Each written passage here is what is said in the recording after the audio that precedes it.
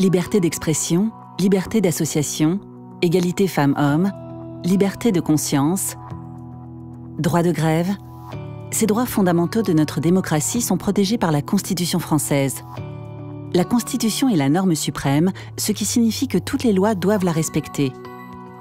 Créé en 1958, le Conseil constitutionnel s'assure que les lois sont conformes à la Constitution et censure celles qui y sont contraires. Pour contrôler la conformité des lois, le Conseil constitutionnel intervient de deux manières.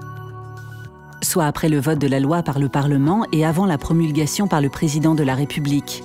Ces contrôles appelés déclaration de conformité, DC, sont dits a priori, puisqu'ils interviennent avant l'entrée en vigueur de la loi.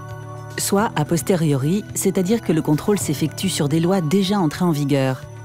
Ce contrôle se déroule dans le cadre de la question prioritaire de constitutionnalité, QPC, procédure mise en œuvre depuis 2010. Pour qu'une loi soit déclarée conforme, elle doit respecter les règles de la Constitution de la Ve République adoptée en 1958, à laquelle s'intègrent la Déclaration des droits de l'homme et du citoyen de 1789, le préambule de la Constitution de la IVe République de 1946 et la Charte de l'environnement de 2004. À l'issue de son contrôle, le Conseil constitutionnel peut déclarer la loi conforme à la Constitution, émettre des réserves ou censurer tout ou partie de la loi.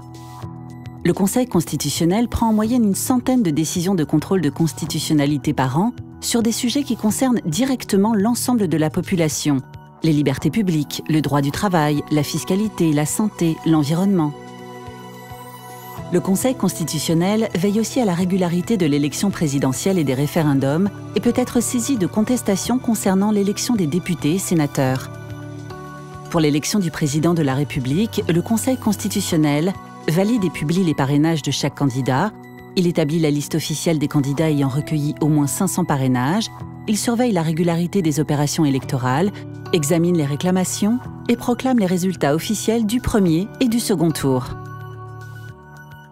Toutes les décisions du Conseil constitutionnel sont prises par un collège de 9 membres que l'on appelle aussi les sages. Ils sont nommés pour 9 ans. 3 sont désignés par le président de la République, 3 par le président de l'Assemblée nationale et 3 par le président du Sénat.